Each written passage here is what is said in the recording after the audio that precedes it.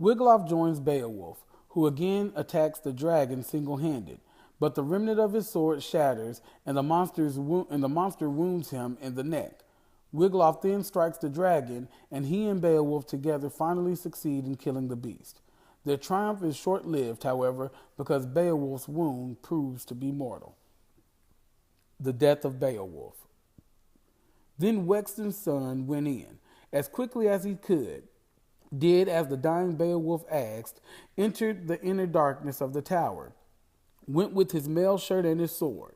Flushed Flushed with victory, he groped his way, a brave young warrior, and suddenly saw piles of gleaming gold, precious gems scattered on the floor, cups and bracelets, rusty old helmets, beautifully made but rotting with no hands to rub and polish them.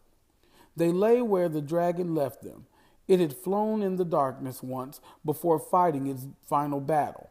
So gold can easily defeat the strongest of men, no matter how deep it is hidden. And he saw, hanging high above, a golden banner, woven by the best of weavers and beautiful. And over everything he saw a strange light, shining everywhere, on walls and floor and treasure. Nothing moved, no other monsters appeared. He took what he wanted, all the treasures that pleased his eye, heavy plates and gold cups, and the glorious banner loaded his arms with all they could hold. Beowulf's dagger, his iron blade, had finished the fire-spitting terror that once protected tower and treasure alike.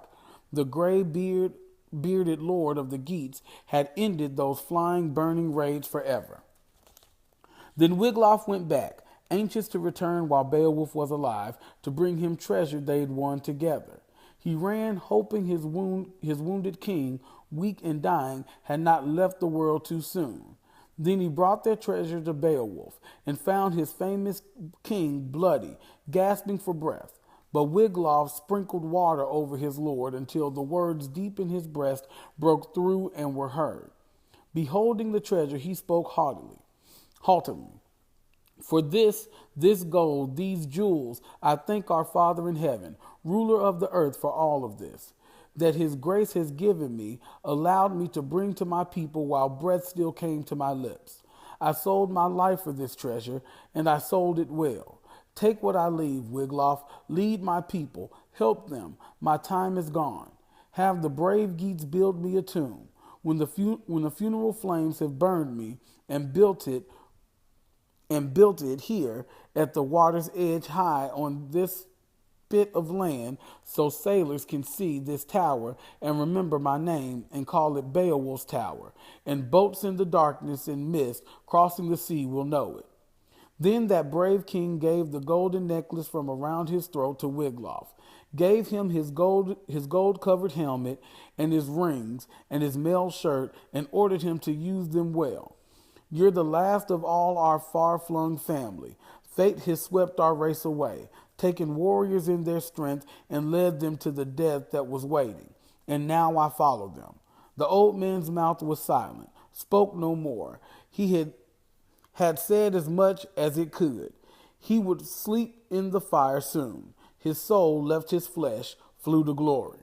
And when the battle was over, Beowulf's followers came out of the wood, cowards and traitors, knowing the dragon was dead, afraid while it spit its fires to fight in their lord's defense. To throw their javelins and spears, they came like shamefaced jackals, their shields in their hands, to the place where the prince lay dead, and waited for Wiglaf to speak. He was sitting near Beowulf's body, wearily sprinkling water on the dead man's face, trying to stir him. He could not. No one could have kept life in their Lord's body or turned aside the Lord's will. World and men and all move as he orders, and always have, and always will. Then Wiglaf turned and angrily told them what men without courage must hear. Wexton's brave son stared at the traitors, his heart sorrowful, and said what he had to.